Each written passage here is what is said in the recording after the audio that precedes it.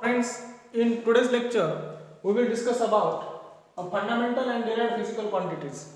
In last lecture, we listed a fundamental physical quantities. First, length. Second, mass. Third, time. Fourth, temperature.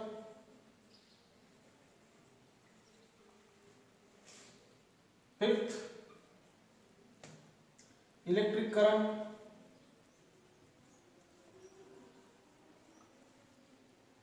Sixth,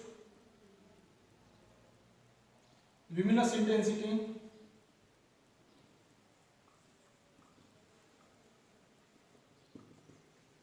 And seventh, amount of substance.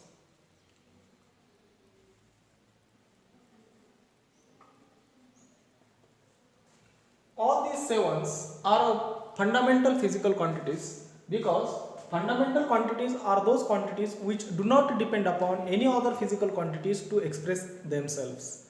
So on the contrary here, derived quantities. So derived quantities are those quantities which depend on one or more fundamental physical quantities to express themselves. For example, density, velocity, etc. or acceleration. So, for the measurement of the density of any liquid or any material, we need two fundamental quantities. First, their volume, and second, their mass. Without mass and volume, we can't calculate the density. So, two quantities are required for that. For velocity, time is required, distance is required. So, two or more fundamental physical quantities are required to express the derived physical quantities. And fundamental quantities are those quantities which do not depend upon any other physical quantities to express themselves. So for length, mass, time, temperature, electric current, luminous intensity and amount of substances, all those sevens are fundamental physical quantities. But there are two more supplementary units are there. So or supplementary physical quantities are there. The first is supplementary physical quantity. Physical quantity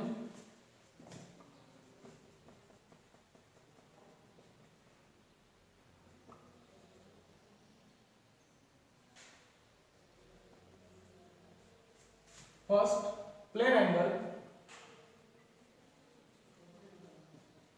Second, solid angle. First is plane angle and solid angle. So let's see their SI unit. SI units. So for length, meter. For mass, kg. For time, second.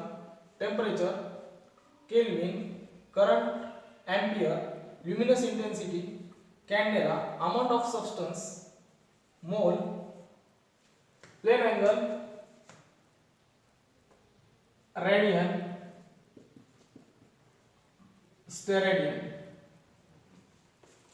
So in today's lecture, we will discuss about what is meant by plane angle and what is meant by solid angle, what is radian, what is steradian. So see here,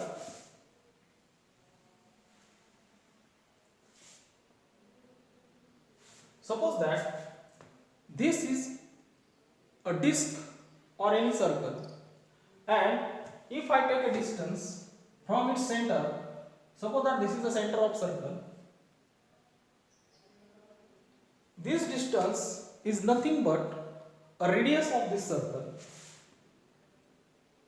And if I mark here on the circumference of circle, so this is an angle.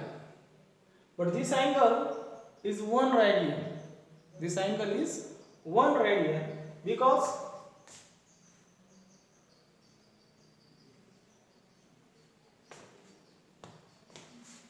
these triangles are equilateral triangle. This triangle is an equilateral triangle and we can make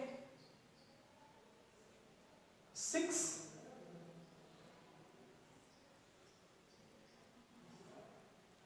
parts of this circle. We can make 6 parts of this circle like this, equal parts. So radian is used for the plane angle, or this is a two-dimensional part, or suppose that here is a pizza and this pizza can be cut into a radian. But when there is a spherical object, just like a watermelon, here is the center of circle. So this three-dimensional structure can be measured by this angle, can be measured by steradian. This is plane angle and this is solid angle. For example, a ice cream cone is an example of a solid angle, and this angle can be measured by steradian. So steradian is a unit. Steradian is a unit of solid angle, and for a plane angle we can use radian. So circle is consist of 2 pi radian. Circle is consist of 2 pi radian. It means that pi radian is equal to 180 degree and 2 pi is equal to 360 degree. So circle is consist of 360 degree, means it's a 2 pi radian. So this is all about the supplementary physical quantities, plane angle and solid angles. So now let's see about the what is meant by derived physical quantities. So derived physical quantities are those quantities which are depend upon one or more physical quantities. So I would like to write the definition of derived physical quantities. Derived physical quantities.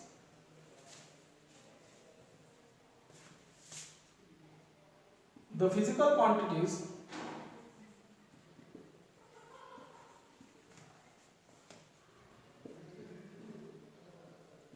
which depend on one or more fundamental physical quantities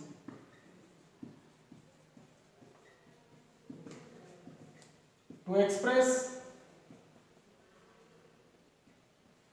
themselves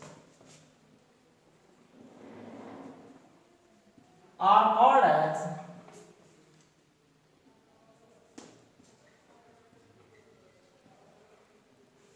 derived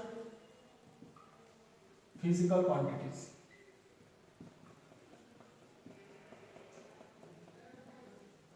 Example: velocity,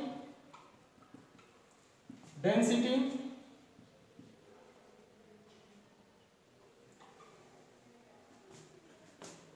acceleration,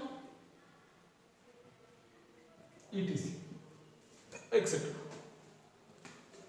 So the physical quantities are those quantities which depend upon one or more fundamental physical quantities to express themselves are called as the derived physical quantity. For example, velocity, density and acceleration. So let's see how velocity is a dependent quantity, how density is a dependent quantity, and acceleration is also a dependent quantities, and that's why they are called as the derived physical quantities. So let's see velocity. Suppose that this is point A and this is point B. The distance is 120 km and 2 hours are required from reach the point A to point B.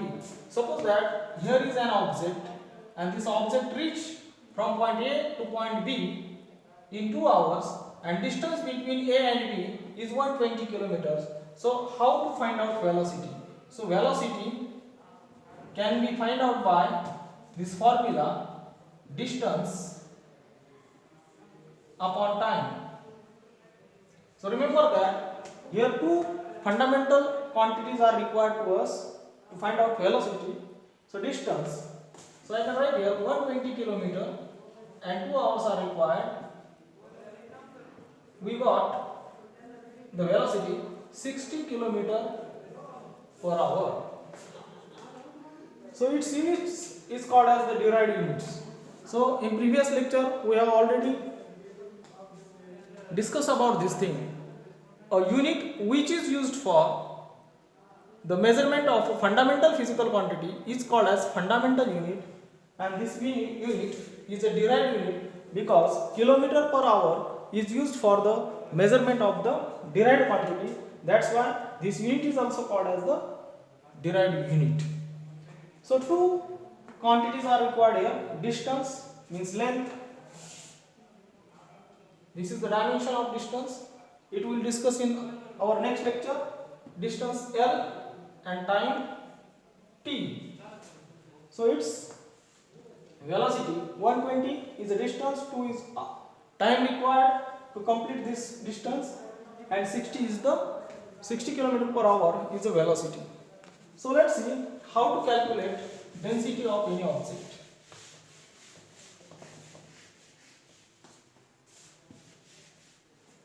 Density.